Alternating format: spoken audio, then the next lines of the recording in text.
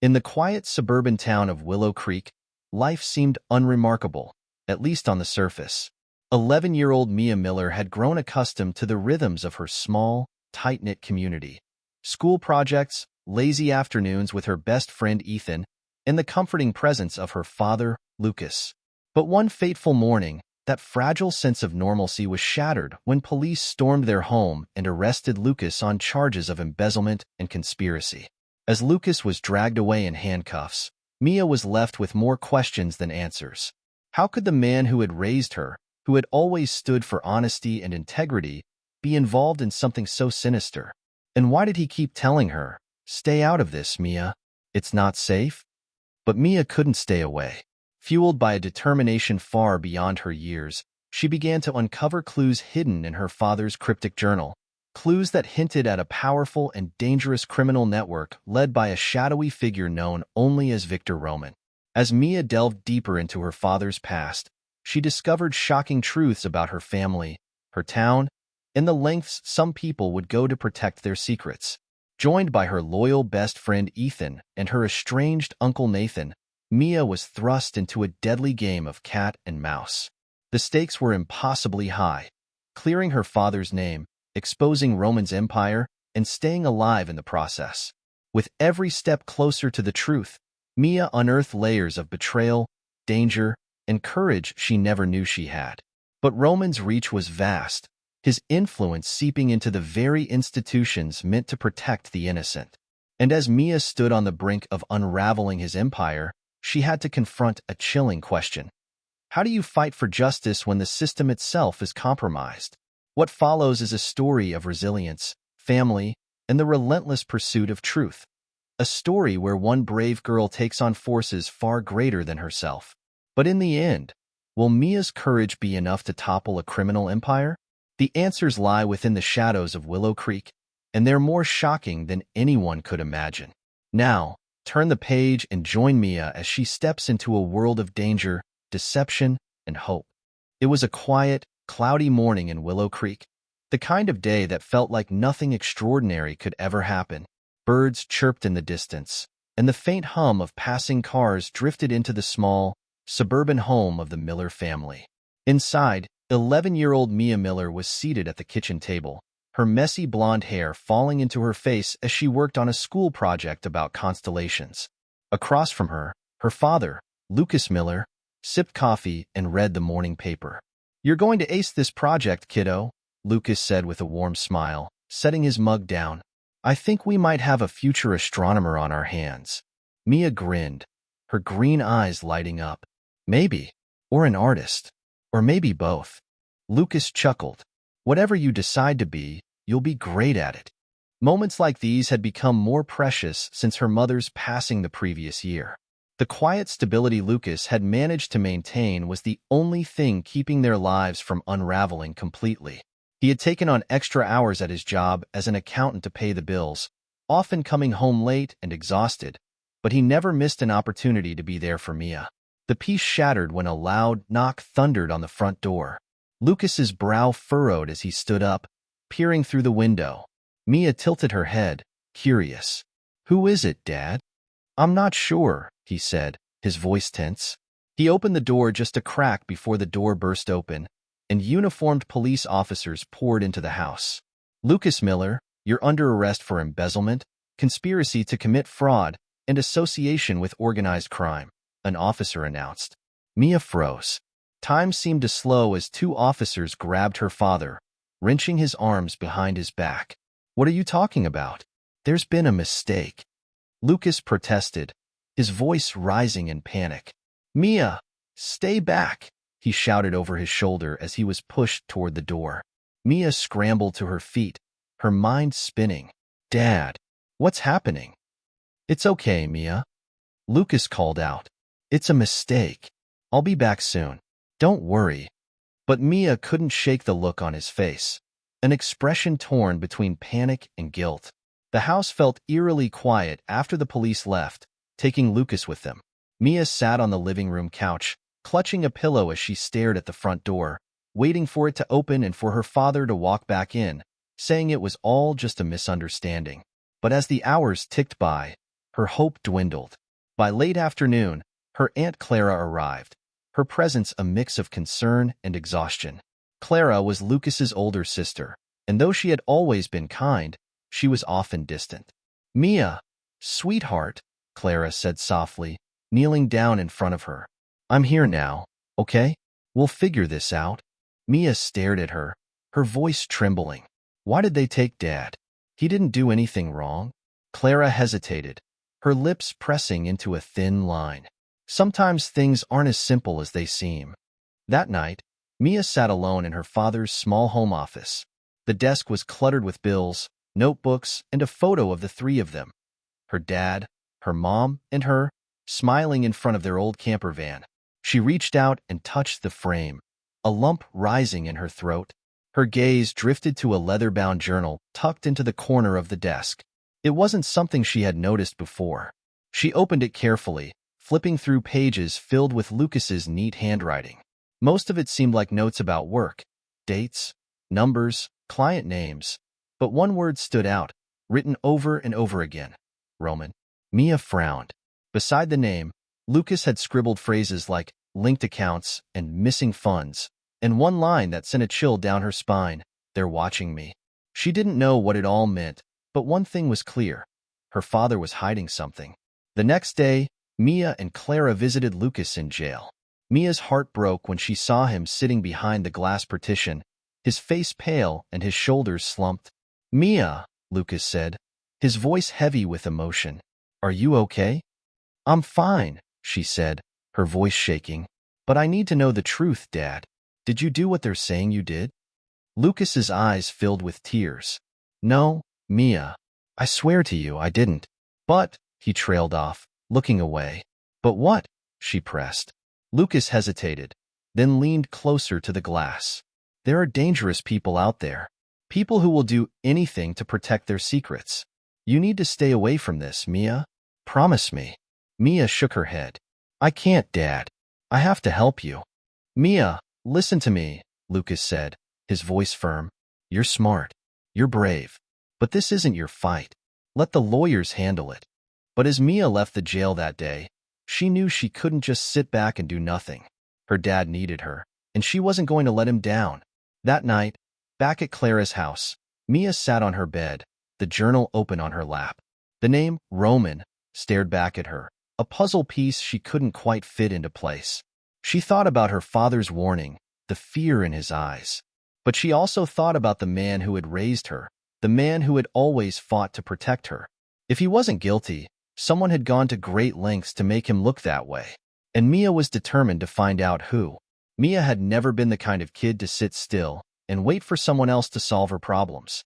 The moment she woke up in Clara's cramped guest room, she grabbed her father's journal, tucked it under her arm, and went downstairs to the kitchen. Her aunt was already awake, sipping coffee and scrolling through her phone, her face tight with worry. "Morning, sweetheart," Clara said, her voice distracted. "Morning," Mia replied, setting the journal on the table. "Can I ask you something?" Clara looked up, her eyes softening. "Of course. Do you know anyone named Roman?" The question froze Clara mid-sip. For a moment, her expression didn't change, but Mia caught the slightest twitch in her aunt's hand as she set the mug down. "No," Clara said carefully. "Why do you ask?" "I saw the name in Dad's notes," Mia said, watching her aunt closely. "It seemed important." Clara hesitated, then reached across the table to take Mia's hand. "Mia, I know this is hard for you, but your dad asked you to stay out of it for a reason. You have to trust the adults to figure this out." Mia pulled her hand away. "What if the adults are wrong? What if Dad's in jail because someone set him up?" "Mia." "No," Mia snapped, standing up. "You don't understand. Dad didn't do this, and I'm going to prove it." Clara's expression hardened. "You're just a kid. You don't know how dangerous this could be. Promise me you'll leave this alone." But Mia didn't respond. Instead, she grabbed the journal and stormed out of the kitchen. Mia found herself in the park near her old school, sitting on a weathered bench with her father's journal open in her lap. She flipped through the pages, scanning for anything she might have missed. Her eyes landed on a scrawled note at the bottom of a page. "Accounts tied to Roman. Look for the key." The key? Mia muttered to herself. Mia. She looked up to see Ethan, her childhood best friend, standing a few feet away. His dark hair was tousled, and he wore the same nervous smile he always had when they were kids. "What are you doing here?" she asked, surprised. "I heard about your dad," Ethan said, shoving his hands into his pockets. "Figured you'd be, trying to figure things out." Mia closed the journal and hugged it to her chest. "I don't know what I'm doing, but I have to do something." Ethan sat down beside her. "Want help?" She hesitated. Ethan had always been her partner in crime when they were kids, but this wasn't like the time they built a treehouse without permission or snuck into the movies. This was bigger. "I don't know," she admitted. "Well, too bad," Ethan said with a grin. "You're stuck with me." Mia couldn't help but smile. Later that day, Ethan and Mia sat in her bedroom, poring over the journal together. Ethan was better at decoding her dad's cryptic notes than she expected. "Here," he said, pointing to a page. "He keeps mentioning linked accounts. That's got to mean bank accounts, right?" "Probably," Mia said. "But how do we figure out which ones?" Ethan leaned back, thinking. "Do you still have access to your dad's stuff? His desk, his emails?" Mia frowned. "The police took most of it, but maybe there's something they missed." The two of them snuck into Clara's garage, where boxes of Lucas's belongings were stored. They sifted through old files and notebooks, but nothing stood out, until Ethan found a small tin box hidden at the bottom of a stack. Inside was a key. It was simple and unmarked, but Mia's pulse quickened when she saw it. "This has to be it." "Okay," Ethan said, "but what does it open?" That night, Mia sat on her bed, staring at the key in her hand. She had no idea what it opened or where it came from, but her gut told her it was important. She was so lost in thought that she almost didn't notice the movement outside her window. A shadow. Mia's heart leapt as she pressed herself against the wall, peering out into the yard. At first, she thought she was imagining it, but then she saw him. A man in a dark hoodie, standing by the tree line, watching the house. Mia's breath caught. She scrambled for her phone and texted Ethan, "Someone's outside." Seconds later, Ethan replied, "Call the police." But Mia didn't. Instead, she grabbed the key and crept downstairs. When she opened the back door, the man was gone. But as she stepped outside, she saw something glinting in the grass where he had stood. A silver keychain with a single letter engraved on it, V. The next morning, Mia and Ethan met at the library to figure out what the keychain could mean. "It has to be connected to Roman," Mia said, tapping the keychain against the table. "Maybe," Ethan said, though his voice sounded uncertain. "What's wrong?" Mia asked. Ethan hesitated. "Look, I don't want to freak you out, but I think I saw that guy last week. The one who was in your yard."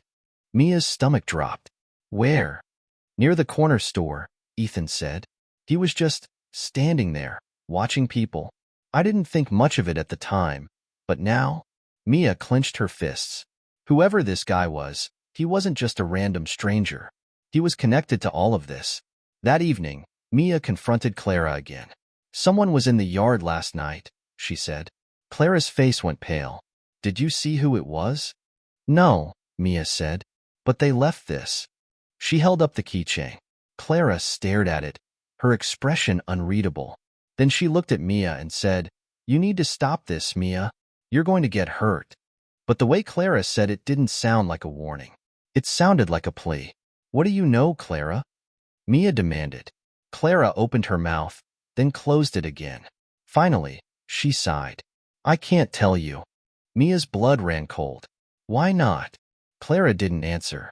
That night, Mia lay awake in bed, clutching the journal and the key. Her aunt's words echoed in her mind, but they only made her more determined. Her dad had told her to stay away. Her aunt had told her to stop, but Mia knew she couldn't. She didn't know who Roman was or how deep his network went, but she was starting to understand one thing. This wasn't just about her dad. It was about something much bigger. The storage unit stood on the edge of town, surrounded by a chain-link fence that had seen better days. The sign above the office read, "Safe Keep Storage," but to Mia, it felt anything but safe. "Are you sure about this?" Ethan asked, fidgeting nervously as they approached the gate. No, Mia admitted, clutching the silver key tightly in her hand. But if this key leads to answers, I have to try. Ethan sighed but didn't argue. Let's just make this quick. The office was empty when they walked in, save for a bored-looking attendant who barely glanced up from his phone. Mia and Ethan approached the counter, where Mia cleared her throat nervously. We're here to check a storage unit, Mia said, hoping her voice sounded steadier than she felt. Unit number? The attendant asked. Mia hesitated, realizing she didn't know. But then she spotted a list on the wall that matched the keychain's logo, a V surrounded by a circle. She leaned closer, pretending to tie her shoe, and memorized the number next to the symbol. Unit 247. 247, she said quickly. The attendant barely looked up, handing her a clipboard.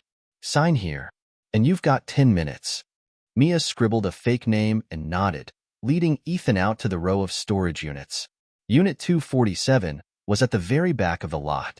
The rusted metal door loomed in front of them as Mia inserted the key into the lock. Her hands trembled slightly as she turned it, and the lock clicked open. Ethan leaned in close, his voice barely above a whisper. You really think we'll find something here? I don't know, Mia said, lifting the door. The unit was packed with boxes, all neatly labeled with codes that meant nothing to her. There were shelves of binders, crates stacked on top of each other, and a desk pushed against the back wall. The air smelled of dust and metal. This is a lot, Ethan said, stepping inside. Mia nodded, overwhelmed. Let's start with the desk. The drawers were filled with papers, bank statements, receipts, and what looked like legal documents. Mia flipped through them, her heart racing as she recognized names she'd seen in her dad's journal. This is all connected to Roman, she said, holding up a sheet. Look, these are the same accounts Dad mentioned. Ethan whistled low. Whoever owns this unit is definitely in deep. As they sifted through the evidence, Mia's eyes landed on a photo tucked into one of the binders. It showed a group of men in suits, standing in front of a luxury yacht. One of them was Victor Roman, his face unmistakable. Her stomach churned. This is it. This proves he's real. Ethan leaned over her shoulder. Who are the other guys? Mia squinted, recognizing a familiar face. That's Mayor Collins, she said, her voice shaking. He's been to our town. I've seen him on the news. Ethan's eyes widened. You're telling me Roman's working with politicians? Mia nodded, her hands trembling. It's bigger than I thought. They barely had time to process the information when a voice came from behind them. You shouldn't be here. Mia and Ethan spun around, their hearts pounding. A man stood in the doorway, his face partially obscured by the hood of his sweatshirt. It was him, the man from the yard. What do you want? Mia demanded, stepping in front of Ethan protectively. The man lowered his hood, revealing a face that was both familiar and unfamiliar. His dark eyes were tired, his features lined with years of stress. Mia, he said softly, it's me, Nathan. Mia's breath caught. Nathan? Your uncle, he confirmed. But you're dead, she whispered, her voice shaking. Nathan sighed, stepping inside and closing the door behind him. I had to disappear, to keep you and your dad safe. Ethan edged closer to Mia, whispering, Do you believe him? I don't know, Mia whispered back. Nathan seemed to sense their hesitation. Listen to me. I know this is a lot to take in, but you have to trust me. Roman's network is bigger than you can imagine. Your dad and I were both trying to expose it. That's why they framed him. Mia's head spun. You're saying Dad's undercover? That he's been working against Roman this whole time? Nathan nodded. He was gathering evidence after your mom's death. Roman's people killed her because she stumbled onto their operation. Your dad couldn't just let it go. Mia felt like the ground was slipping out from under her. Why didn't he tell me? Because it's dangerous, Nathan said, his voice firm. You're already in over your head, Mia. Roman's men are watching you. You need to stop before they come after you, too. But Mia shook her head. I can't stop. Not when Dad's in jail because of them. Nathan sighed. Then you'll need my help. Back at Clara's house, Nathan laid out what he knew. Roman's network isn't just about money, he said, spreading documents across the kitchen table. He's bribing politicians, laundering cash through local businesses, and blackmailing anyone who gets in his way. Like the mayor, Mia said, pointing to the photo. Nathan nodded. Exactly. Your dad was close to blowing it all wide open, but Roman found out and framed him before he could act. Clara, who had been silent until now, cleared her throat. And what about you, Nathan? Why didn't you come forward? Nathan's jaw tightened. Because I was next on their list. They've already tried to kill me once. I couldn't take that risk again. Mia glared at him. So you just let Dad take the fall? Nathan looked away, guilt written all over his face. Clara sighed, crossing her arms. This is a mess. And now Mia's caught in the middle of it. Mia stood up, her voice steady. I'm not just caught in the middle. I'm going to end it. Nathan frowned. Mia. No, she said firmly. We have proof now. If we can get this to the FBI, they'll have to listen. Nathan hesitated, then nodded reluctantly. Okay, but you need to be careful. Roman has people everywhere, even in law enforcement. That night, as Mia lay awake, she replayed everything Nathan had told her. Her father wasn't guilty. Her mother had been murdered. And Victor Roman was at the center of it all. But one question kept nagging at her. If Roman had people in the police, who could she trust? Mia clutched her father's journal tightly, her resolve hardening. Whoever Roman was, she was going to take him down. The next morning, Clara's house felt stifling. Mia couldn't shake the feeling that something was off. Her Uncle Nathan's sudden reappearance, the damning evidence in the storage unit, and the revelation about her mother's murder. It all swirled in her head like a storm. But one thing stood out among the chaos. Victor Roman was behind everything, and Mia needed to stop him. Nathan had left early, promising to meet someone who could help decode more of the evidence they'd found. Meanwhile, Mia and Ethan were left to sift through the files at Clara's kitchen table. Clara hovered nearby, her tension palpable. You're sure no one followed you last night? Clara asked for the third time. Yes, Aunt Clara, Mia replied with a sigh. Clara paced the room, biting her lip. Maybe you should let this go, Mia. You're putting yourself in danger. Why do you keep saying that? Mia snapped, slamming her hands on the table. You've been telling me to stop from the start, but you won't tell me why. What are you so scared of? Clara froze, her face pale. You know something, don't you? Mia demanded, her voice rising. Ethan shifted uncomfortably, glancing between them. Mia, maybe? No, Mia interrupted, her eyes locked on Clara. She's hiding something. I can feel it. Clara hesitated, then sighed heavily and sank into a chair. Fine, you're right. I have been hiding something. Mia's heart pounded as Clara began to speak. After your mom died, I started getting phone calls, Clara said, her voice trembling. At first, it was just questions about your dad, where he was, what he was doing. But then the threats started. They told me if I didn't cooperate, they'd come after you. Mia's stomach turned. Who called you? People working for Roman, Clara admitted, her eyes filling with tears. They made it clear that they could make my life, and yours, a nightmare. So you helped them? Mia asked, her voice breaking. I didn't have a choice, Clara said desperately. They wanted information. Where your dad kept his records, where he went at night. I told them what I knew, but I thought, she paused, covering her face. I thought it would protect you. Mia pushed back from the table, anger bubbling to the surface.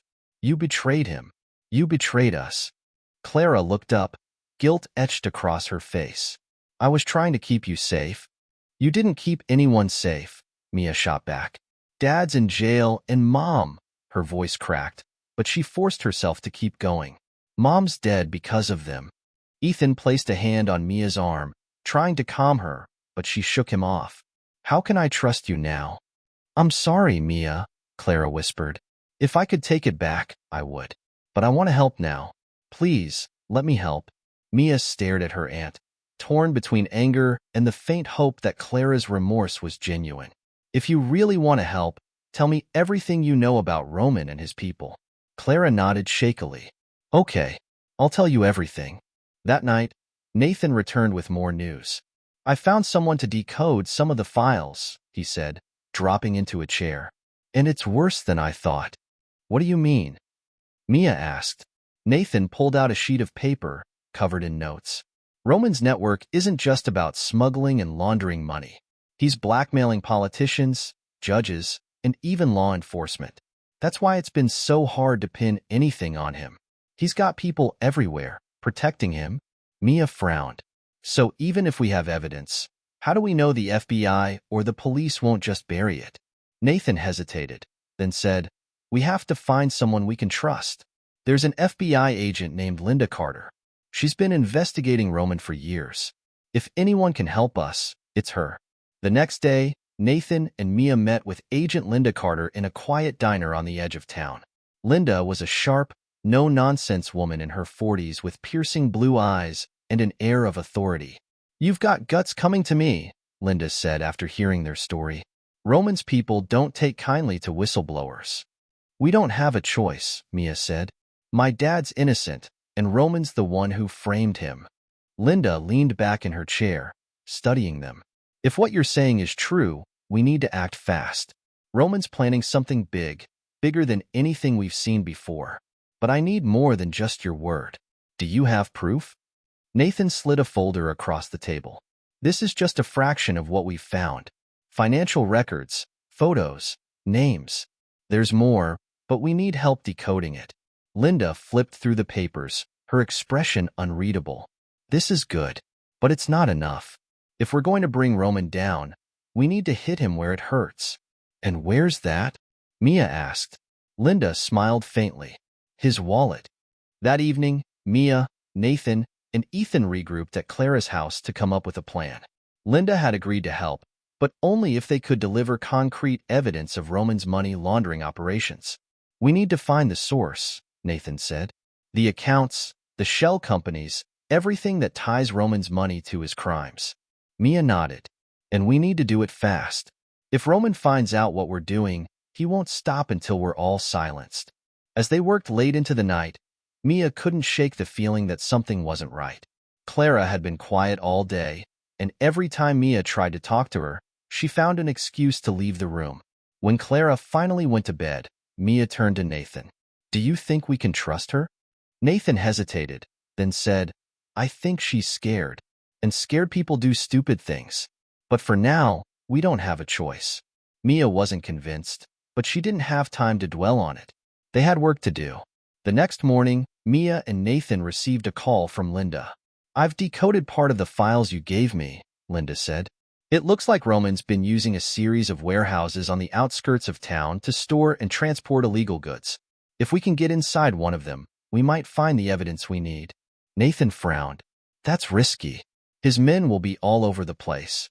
"I'll send a team to back you up," Linda assured him. "But we need to move quickly.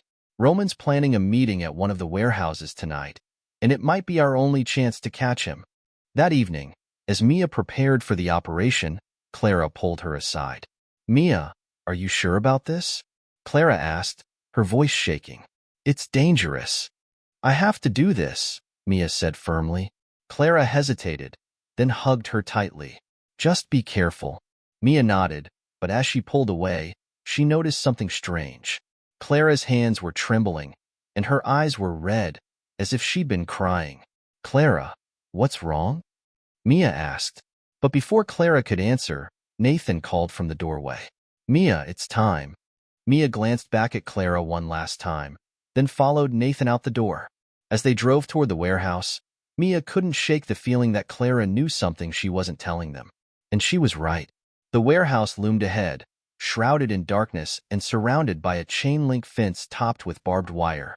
Mia sat in the back of the unmarked van, her fingers gripping the edge of the seat. Nathan sat beside her, checking his gear, while Ethan fidgeted nervously across from them. "Remember," Nathan said, his voice low but firm, "we're here to get the evidence and get out. No heroics." Mia nodded, but her heart was pounding. The plan felt straightforward enough. Agent Linda Carter had given them a tip that Roman's men were moving sensitive materials tonight. Inside, there could be records, photos, or even the encrypted files they hadn't yet accessed. It was their best shot at taking Roman down, but Mia couldn't shake the gnawing feeling in her gut. Something about this felt off. Linda's team of agents arrived shortly after they parked, their dark uniforms blending into the night. Linda herself stepped out of her car, her sharp eyes scanning the area. "Here's how it'll go," she said, addressing the group. "We'll enter quietly through the east side. Nathan, Mia, and Ethan, you'll stick close to me. Once inside, we'll split up and search for anything tied to Roman's network. If you find something, call it in. Understood?" Everyone nodded. As they moved toward the warehouse, Mia glanced at Nathan. "Are you sure this is safe?" she whispered. Nathan gave her a reassuring look. "It'll be fine. Just stay close." The group slipped through a cut in the fence and approached the warehouse's side entrance. Linda picked the lock quickly, and the heavy door creaked open, revealing a dimly lit interior. The warehouse was massive, filled with towering shelves of crates and containers. The air smelled faintly of oil and metal, and every sound echoed ominously. "Stay quiet," Linda whispered, motioning for the group to spread out. Mia, Nathan, and Ethan moved cautiously down one of the aisles, their eyes scanning for anything suspicious. Mia's heart raced as she spotted a row of crates labeled with strange codes that matched the files in her dad's journal. "This is it," she whispered, motioning to Nathan. Nathan pried open one of the crates, revealing stacks of documents, hard drives, and flash drives. He quickly grabbed a handful and stuffed them into his bag. "Got it," he said. "Let's move." But as they turned to leave, a voice echoed through the warehouse. Well, looks like we've got some uninvited guests." Mia froze as Victor Roman stepped into view, flanked by several armed men. His sharp suit and cold smile sent a chill down her spine. "Linda," Roman said, his tone mocking, "I thought you'd know better than to bring children to a job like this." Linda stepped forward, her face impassive. "You're done, Roman. We've got enough evidence to bury you." Roman laughed. "You think so? You're not the first to try, and you won't be the last. My people have a way of making problems disappear." Nathan stepped in front of Mia protectively. "You're not walking away this time, Roman." Roman's smile faded, replaced by a dangerous glare. "We'll see about that." He nodded to his men, and chaos erupted. Gunfire rang out as Linda's team engaged Roman's men. Nathan grabbed Mia's arm, pulling her behind a stack of crates. "Stay down," he shouted over the noise. Ethan crouched beside them, his face pale. "What do we do now?" "We need to get out of here," Nathan said, his voice urgent. "Mia, do you still have the flash drive?" Mia fumbled in her pocket and pulled out the drive they had taken from the crate. "Yeah, I've got it." "Good," Nathan said. "Hold on to it. It's our best chance." As the firefight continued, Mia spotted an opening, a narrow path between two rows of crates that led toward the exit. "There," she said, pointing. Nathan nodded. "Go. I'll cover you." Mia hesitated, her heart clenching. "I'm not leaving without you." "You don't have a choice," Nathan said firmly. "Go." Before she could argue, Ethan grabbed her hand and pulled her toward the path. She stumbled after him, her mind racing. The two of them ducked and weaved through the crates, the sound of gunfire fading behind them. Just as they neared the exit, one of Roman's men stepped into their path, his gun raised. "Stop right there," he growled. Mia's breath caught, but Ethan acted quickly. He grabbed a loose metal pipe from the floor and swung it with all his strength, knocking the gun out of the man's hands. "Run!" Ethan shouted. They bolted for the door, adrenaline propelling them forward. Outside, the night air was cold and sharp against Mia's skin. She clutched the flash drive tightly, her chest heaving as she and Ethan ducked behind a parked car. "What now?" Ethan asked, his voice shaking. Mia glanced back at the warehouse, her mind racing. "We need to get this to Linda's backup team. They're supposed to be waiting nearby." Before Ethan could respond, the sound of approaching footsteps made them freeze. Mia turned, expecting the worst, but it was Nathan. He was limping and covered in dirt, but alive. "You made it," she said, relief flooding her voice. "Barely," Nathan replied, collapsing beside them. "Where's Linda?" "I don't know," Mia admitted, "but we can't stay here. Roman's men will come looking for us." As they regrouped, Mia's phone buzzed in her pocket. It was a text from Linda. "Meet me at the drop point. Bring the drive." What drop point? Ethan asked, peering over her shoulder. Nathan frowned. It's a safe house she mentioned earlier. We need to move fast. Mia hesitated. Something about the message felt off. Why hadn't Linda said anything about a safe house before? And why wasn't she with them now? But they didn't have time to question it. With the flash drive in hand, they set off into the night, hoping they could trust Linda and hoping they weren't walking into another trap. The drive to the safe house was tense and silent. Mia sat in the back seat of Nathan's car, gripping the flash drive tightly in her hand. Ethan was beside her, his face pale and streaked with dirt. Nathan drove with grim determination, his knuckles white as he gripped the steering wheel. Are we sure we can trust Linda? Mia asked, breaking the silence. Nathan didn't answer immediately. His jaw tightened as he kept his eyes on the road. She's our best shot right now, but keep your guard up. Mia exchanged a worried glance with Ethan. The events at the warehouse were still fresh in her mind. Roman's cold smirk, the gunfire, the chaos. It felt like they had barely escaped with their lives. But the danger wasn't over. They arrived at the safe house just after midnight. It was a small, nondescript cabin on the outskirts of town, surrounded by dense woods. The area was eerily quiet, save for the rustling of leaves in the wind. This is it, Nathan said, pulling the car to a stop.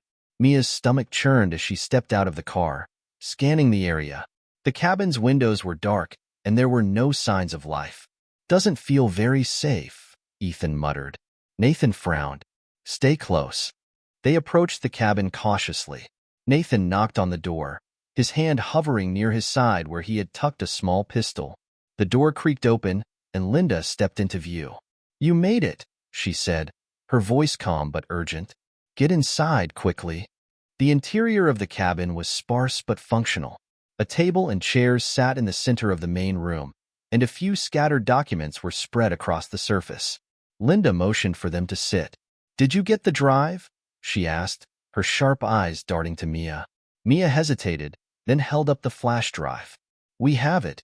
Linda's expression softened, but only slightly. Good. This might be the break we need. Nathan crossed his arms. What happened back there? Roman knew we were coming. How? Linda's jaw tightened.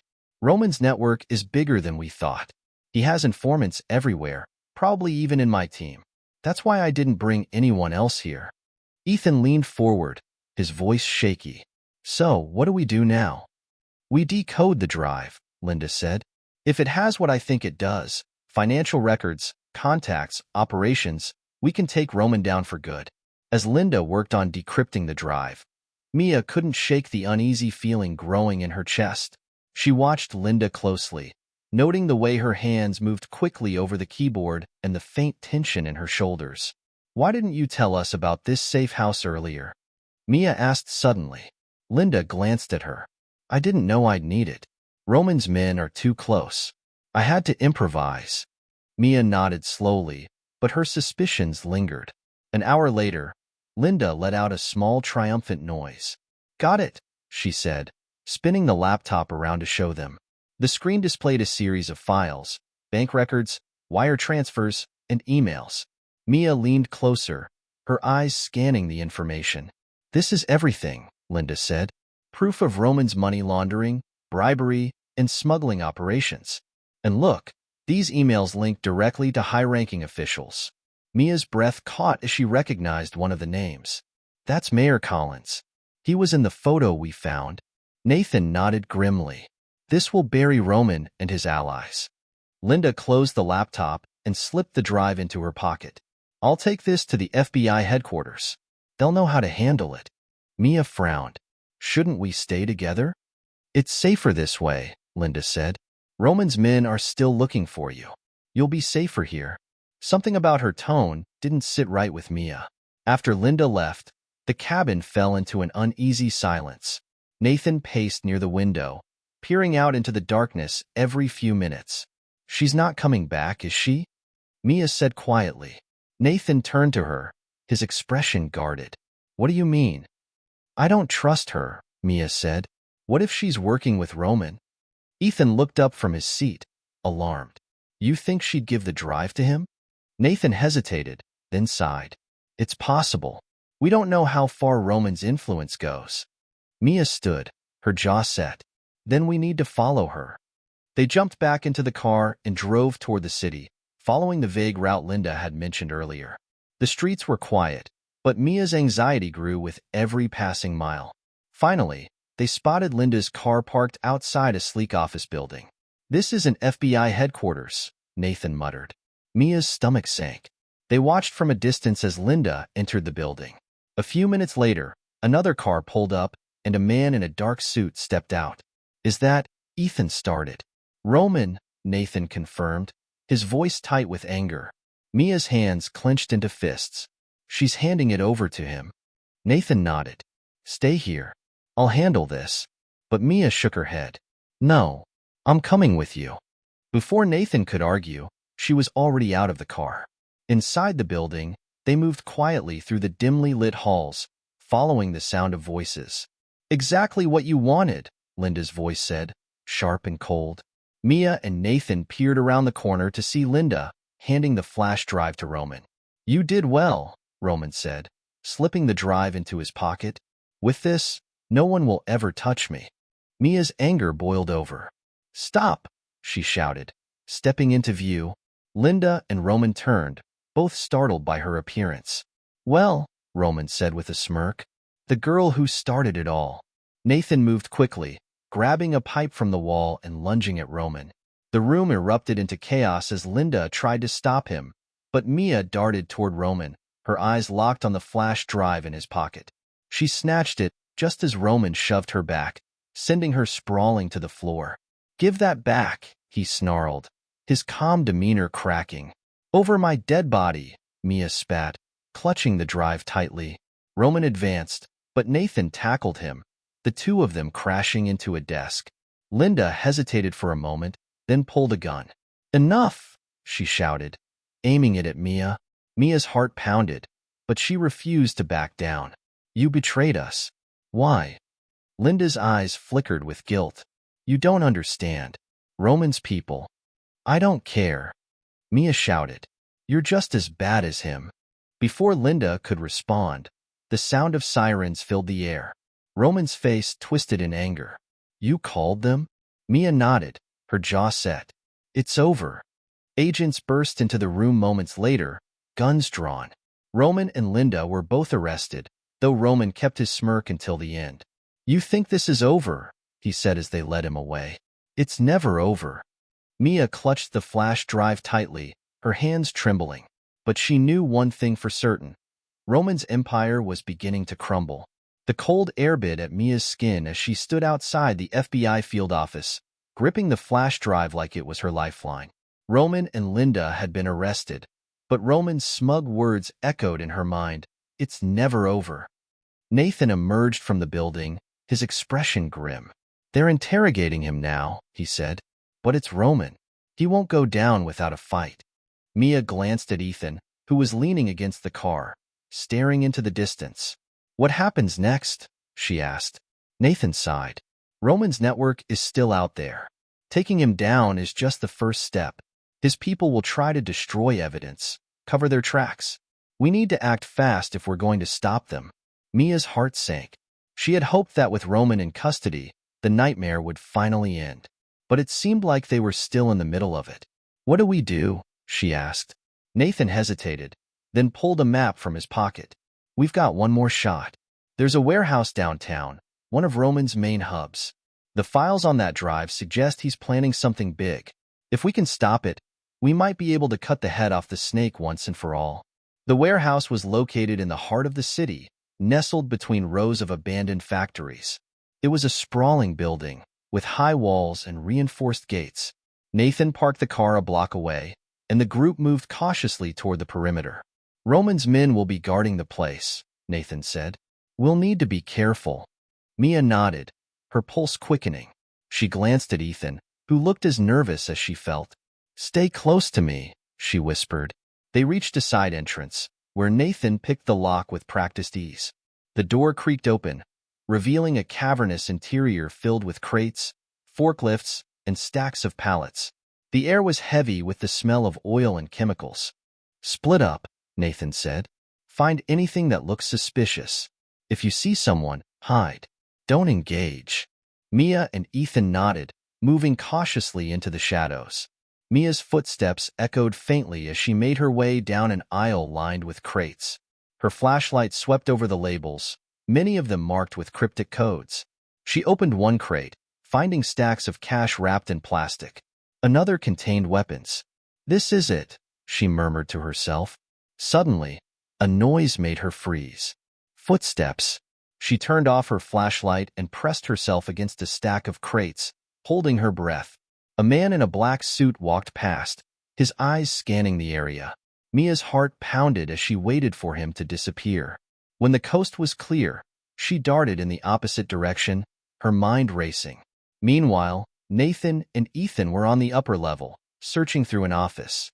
They found blueprints, maps, and lists of names, all evidence of Roman's sprawling network.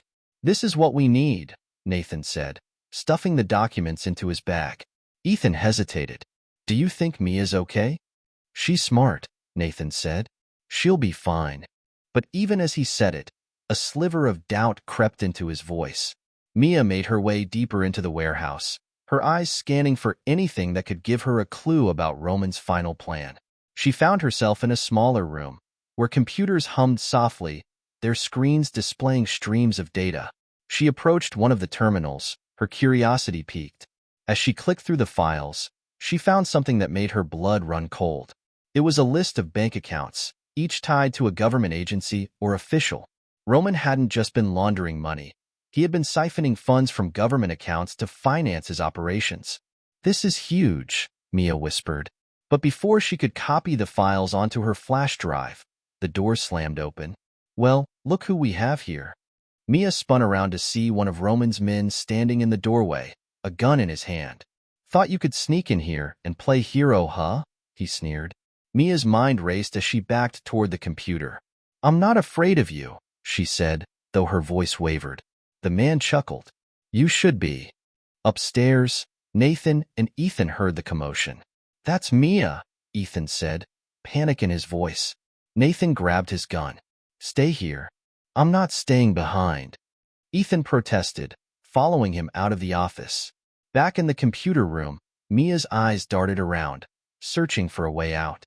Her gaze landed on a fire extinguisher mounted on the wall. As the man stepped closer, she lunged for it, yanking it free and spraying the contents directly into his face. He yelled, stumbling backward and firing wildly. Mia ducked behind the desk, her ears ringing from the gunshots. The door burst open, and Nathan charged in, taking down the man with a single punch. "You okay?" he asked, helping Mia to her feet. "Yeah," she said, her voice shaking. "But we need to get these files. They're stealing government money." Nathan nodded. "Copy what you can. We're running out of time." As Mia worked to download the files, more of Roman's men arrived. Ethan tried to hold them off, using whatever he could find as a weapon. Nathan joined the fight, his movements swift and calculated. Mia's hands trembled as she transferred the files to her flash drive. The progress bar seemed agonizingly slow. "Hurry up, Mia," Nathan shouted, grappling with one of the men. "I'm trying," she yelled back.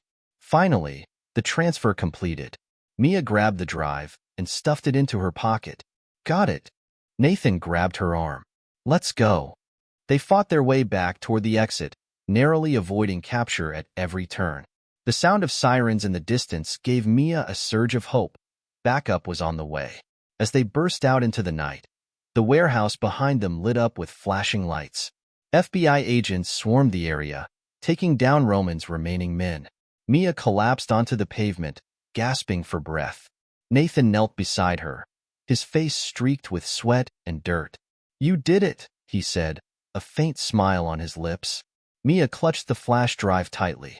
"It's not over yet." Later that night, back at the FBI field office, Mia handed the drive to Agent Reyes. "This has everything," she said. "It'll prove what Roman's been doing." Reyes nodded, her expression serious. "You've done more than anyone could have asked, Mia. We'll take it from here." As Mia watched Reyes walk away with the drive, she felt a wave of exhaustion wash over her. But she also felt something else, hope. Roman's empire was crumbling, and justice was finally within reach. The courtroom was silent, save for the low murmurs of reporters and spectators. Mia sat beside Nathan in the front row, her hands folded tightly in her lap. She glanced toward the defendant's table, where Victor Roman sat in an orange jumpsuit, his once arrogant demeanor replaced by a stoic, calculated calm. Her father, Lucas, wasn't there yet. His case wasn't being heard until after the conclusion of Roman's trial. But today was critical, the culmination of everything they had fought for. Mia's heart pounded as the judge entered the room. The trial was about to begin. Over the next several hours, the prosecution laid out its case. They presented the flash drive Mia had risked everything to retrieve, showing the jury mountains of evidence. Financial records, emails, video surveillance, and testimony from former members of Roman's network who had agreed to cooperate. Mia watched Roman's expression as each piece of evidence was presented. He barely reacted, except for a slight tightening of his jaw when the flash drive was mentioned. Nathan leaned over to her. "He knows it's over." Mia nodded, though she couldn't shake the tension in her chest. Roman had evaded justice for years. She couldn't let herself believe it was truly over until the verdict was read. During a recess, Mia stepped outside the courtroom to get some air. Ethan joined her, his hands stuffed into his jacket pockets. "You okay?" he asked. "I don't know," Mia admitted. "This is everything we've been working for. But what if something goes wrong?" Ethan gave her a reassuring smile. "It won't. You've done more than anyone thought possible, Mia. Your dad's going to come home because of you." His words comforted her, but only slightly. Back inside, Agent Reyes took the stand, her calm, professional demeanor commanding the room. She testified about the evidence they had gathered, linking Roman to a web of criminal activity that stretched across the country. But it wasn't until Nathan took the stand that Mia felt a sense of vindication.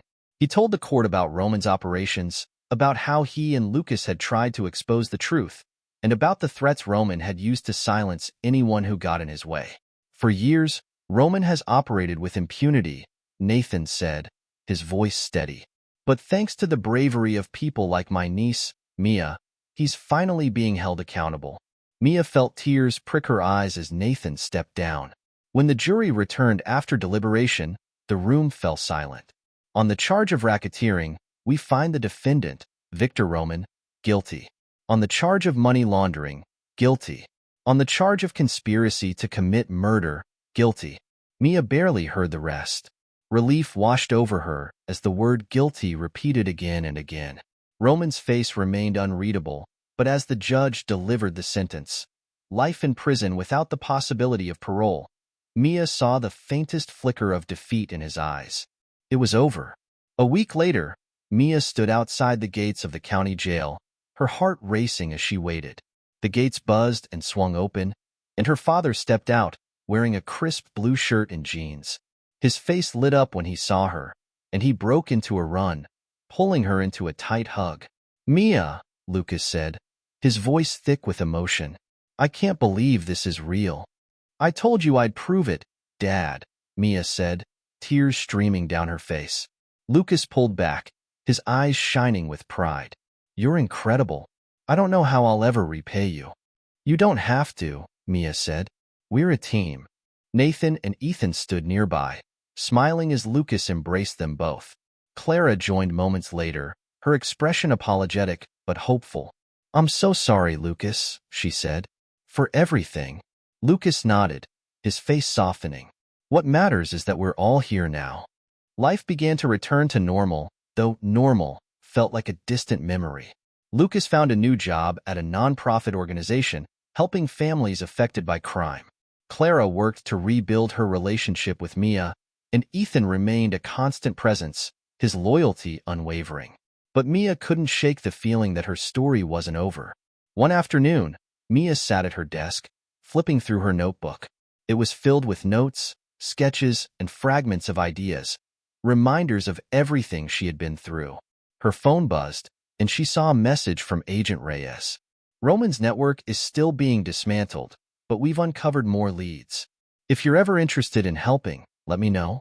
Mia stared at the message, her mind racing. She thought about all the people Roman had hurt, the lives he had destroyed. She thought about the courage it had taken to stand up to him, and the countless others who were still fighting for justice. Taking a deep breath, Mia typed back a response. I'm in. Months later, Mia stood in front of a group of high school students, sharing her story as part of a youth advocacy program. No matter how scary it gets, she said, her voice steady, you have to stand up for what's right. One person can make a difference. I promise you that. As the students clapped, Mia felt a sense of purpose she hadn't known before. Her journey wasn't over. It was just beginning.